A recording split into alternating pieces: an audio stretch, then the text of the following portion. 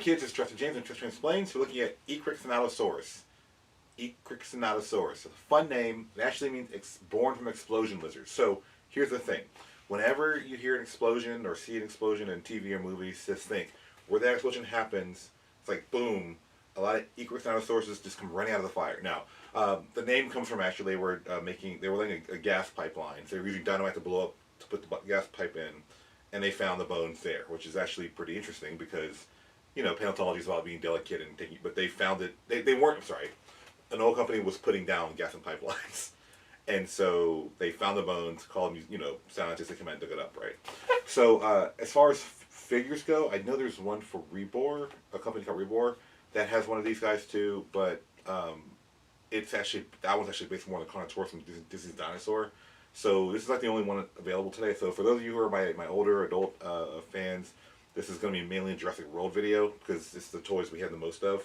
But with this guy here, we're going to open it with the official scissors, Jurassic James, and we're going to tell you this animal's story. So this dinosaur was discovered, or at least described, in 2004, if I remember correctly. So there's not the same thing as Stegosaurus or T-Rex where there's all these changes over time. This animal was known in, you know, in the 2000s, so therefore very little change in its understanding of it. It is, of course, a part of the Epic Evolution line. Let's see. It's the same makeup or mechanics as the Megalosaurus, my previous video. So, same rules apply. Take this, plug it into there. So looking at it, now, okay, it's not based on anything I'm aware of, but I like how the scales, these are like snake scales. So usually, when you think about scales for dinosaurs, they're like floor tile. So think of like, we see Triceratops skin and Montosaurus duckbill skin. They're like floor tiles sitting side by side, you know, side by side. Modern reptiles like snakes and lizards often have overlapping scale like roof tile. And so this guy's tail looks just like snake scales. Now, the group it belongs to are called abelisaurs, and abelisaurs are known for having, or being more spiky, scaly kind of thing. They have horns and such. But, from my understanding, they gave them these little horns here, but I remember the picture, the image of the actual recovery, the main remains, they had that part of the skull and there weren't horns. So that's something I think that the Jurassic World designers were like, give it horns, because it's like Carnotaurus, right? As far as mechanics go, you turn...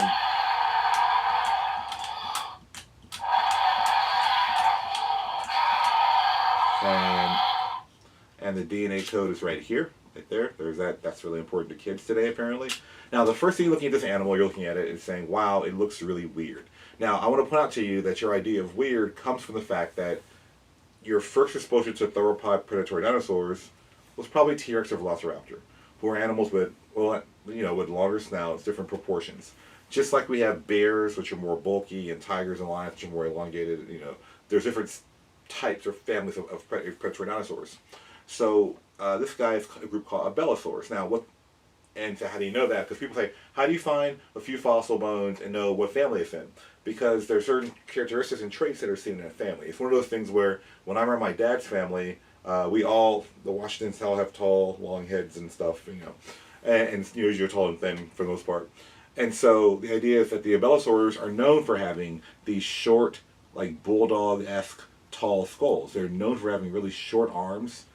So much so that they are considered truly vestigial. Like, people say T-Rex arms are vestigial because they're small, but T-Rex arms can like bench 500 pounds, which isn't a lot for a T-Rex, but that's you know, for a tiny arm about as big as my arm, that's pretty impressive, right? And so the idea here is the abelisaurs' arms are even smaller than T-Rex's, not just proportionally, but like they're smaller because they're a smaller animal, but they're proportionally smaller as well. And so they're usually depicted going kind of back like this, not really, you know, articulate in their cells. The abelisaurs also are known for having shorter legs as a group, shorter, more stout legs, and having like round, sausage-like bodies. So this group shows up in the early to late Cretaceous, early late Cretaceous period, and they are found mainly in the southern hemisphere, so Africa, South America, India, Madagascar. There's one or two species. I think there's one called Tyrannosaurus in Europe. But overall, this group is found in the southern hemisphere because when Pangea broke apart, it broke into two. So the northern half was Laurasia, which is North America, Europe, or Baltica, Asia, you know, all of that. Southern half was South America, Africa, India, Australia, Madagascar, Antarctica. So this group makes sense because they evolved after that time, right? So they've been separated by the oceans. Now, as far as family lineage goes, I will point out two things. Its closest relative that we know of is a toy of one called Scorpiovenator, and so it's really interesting that the names have to do with origin stories, because Scorpiovenator means scorpion hunter, because when they were digging it up, there were a lot of scorpions in the site. This guy's name means explosion, born from explosion, because there was an explosion with dynamite and they found a bone. So sometimes the names historically have been more like this animal's features or its verse from. As we find more and more genre genuses, we're giving it more names that are like, hey, here's how it was known. An example, really cool example of that is, of course, Carnotaurus, because Carnotaurus means meat-eating bull.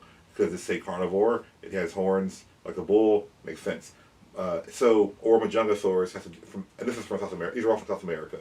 Majungasaurus from Madagascar and Rajasaurus from India. These animals all have names that reflect on their appearance or the cultures or region of the world they're in, right?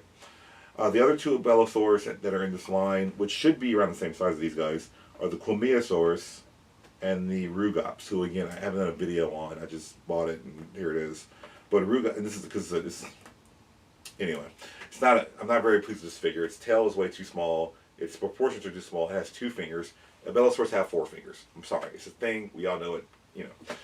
Anyway, so the abelisaur group are often considered to be secondary predators in that if you go today to Africa, you can see lions as the top predator in the savannah, and of course hyenas are there too. And we often see hyenas as being, because of Lion King, secondary to lions, but they are actually both pretty, there's more hyenas than usually a clan than there are lions in a pride. So they're both these kind of top influential predators in the environment. Same rules apply if you go to North America. For example, you have bears and you have wolves. Again, both are animals that have different styles of living, different, characteristics. Share a common ancestor, though, but they have these different roles in the environment as predators. Like wolves taking on bison, bears, eat different things. They'll take on big prey too. And so with the abelisaurs, because they're often found with the large Carnotaurus, they are seen as being like the hyena or the wolf of their environment because they are not the biggest predator.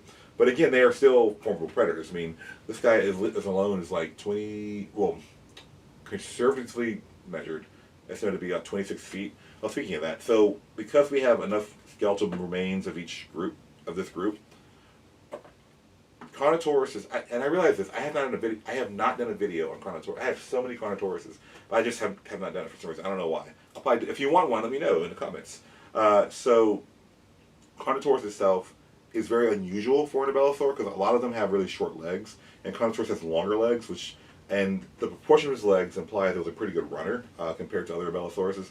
So that it's kind of ironic that the most popular of this group is the most unique or unusual of the group, right? And so with in general, as far as size goes, the skull should be bigger, I think, because looking at the skull alone and doing a measurement and ratios, the interpretation was it was bigger than Carnotaurus. But looking at the body of Carnotaurus and the body remains of this animal, turns out it looks like Carnotaurus is still bigger. So most estimates are 26 feet long, usually for this guy. Some of the bigger estimates are like 33 feet. If it was, because most abelisaurs max out on 30, because again, the Carnotaurus, we'll go over in a minute, those guys are the dominant, bigger predators. And so if it was 30 feet, it will be the biggest of their group. If not, we'll see. And so, again, one thing to point out with the abelisaurus and where he fits in is time and space. So I'll say it this way. So let's say this is the in Cretaceous, that is the late Jurassic. So in short, Carnotaurus and Quilmeosaurus and Madagascar's Majungasaurus, these guys are in the last bit of the Cretaceous period, be it South America, Madagascar, South America. They are often around 70 million years old, 65 million years old. They're towards the very end, right? So jumping ahead, we have Rajasaurus, who I don't remember when it's like Cretaceous. I think it is towards the end. and these are the Maastrichtian or the Campanian to Maastrichtian times. I have a link to the timeline below on my website. And so these are about 67 million years ago. If you go to about 100 to 95 million years ago, that is the beginning of the late Cretaceous. The time frame there is called this Cenomanian, and so that is where these guys lived. And so this guy's about 100 million years old. And so what's going on is that this one is in South America, this one is in South America, and this was in Africa. Now here's the cool thing about that, is that you may hear, I mentioned terms like the Morrison Formation, the Hell Creek Formation. So not only are these animals in the same time and location, but they're in different formations, different rock layers. So it may be that they may have been contemporaries or close to contemporaries, but they were found in different areas. Just like how we have polar bears in the north, we have black bears, like where I am, between here and there. So they're still bears, they're still contemporaries, they're in slightly different locations. And so looking at that, I want to point out that in this environment, fun fact enough, this guy lived with Giganotosaurus. And one thing to point out, I know in Jurassic World Dominion they call it Giganotosaurus, but my argument is that Rudolfo Correa, one of the guys who named the animal, refers to it as Giganotosaurus. Now, it could be his different language and accent thing, like that, but he said it was Giganotosaurus. I'm like, well, that's what we're going to call it. So these guys were contemporaries. Now, the example I give you is the lion, hyena, the bear, the wolf. We have these larger, and these aren't to scale, actually, because, depending on which, there's questions about the size of Giganotosaurus occasionally.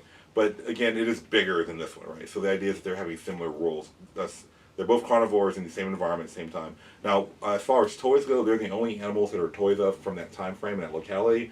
The most famous other dinosaur that lives with them is, this is a model of Ekrixinatosaurus. It is a Collectae 2012. There's a dinosaur called a Titanosaur called Andysaurus. And that guy was like, thinking your dreadnought is a big predator, herbivore. There were also snakes and turtles, and a pterosaur. They found footprints. There was also a dromaeosaur, a raptor with a longer snout. But again, these are the guys that you kind of see together. Argentinosaurus lived with Scorpiovenator, not to scale, and Maplusaurus. So Maplusaurus is essentially one of the closest relatives of Giganotosaurus. So we're seeing this is the Candelaris formation, and there's I have trouble saying Hussein formation. So we have the same time frame, but different rock units. And so you're seeing that there's a large predator, there's a medium-sized predator, and then there will be two sauropods, among other things. Guanodonts too. But what's really fun to me is that these guys are found in actually for you it would be this way. So they're found in South America, and so in Africa at the exact same time, where they have Giganotosaurus, Maplusaurus. In Africa, there's Carnotaurus living in the same grouping of the Carnotaurus, and of course Spinosaurus itself lives there too. And their abelisaur was Rugops, like this. And so you have the exact same time. So South America and Africa are miles apart today, but in this time of the Cretaceous period, they were not. They were just breaking apart. And so where North America has very different dinosaurs at this time, for the most part, South America and Africa are very close together. So the animals are very similar. And so we're seeing the same kind of story being told. So the idea is that if you find an abelisaur like this, and you can fit it in time and space, you're like, well, probably we have what we have, and compared to what we have, it's probably like this, right? So for me to say it's a carnivore, it has, abelisaurs are carnivores. For me to say it's not the top or largest predator's environment, there it is, right? And so that's how this stuff is kind of determined. I know it's kind of, for most people, like, well, can't you just look at it and tell? Well, there's one, missing bones. Two, we're looking at tectonics. We're looking at predator-prey relationships. We're looking at evolutionary trends. And so that's how we can understand this guy. Now, and again, I will say my only complaint, other than, it's a Jurassic World figure, so it's been Jurassic World-fied, but there are no horns that we know of. My guess, my loose guess, is that they may have said, well, we already have so many other abelisaurs without horns. Like, they didn't want to make it look just like the Quilmeosaurus, but bigger. But again, that's the thing, is that it's just like in a family, you have parents and then they care their kids, and their kids like move out to the country. They're the common ancestor of the parents, but the kids have taken on different roles in society. One's a doctor, one's a teacher, whatever. And so these animals have a common ancestor, and they've separated out by different time and spaces. So they have a core design, but they also have specializations to their environment and their prey. And that's something that we often don't think about, basically. So that's it for the nutshell for this guy.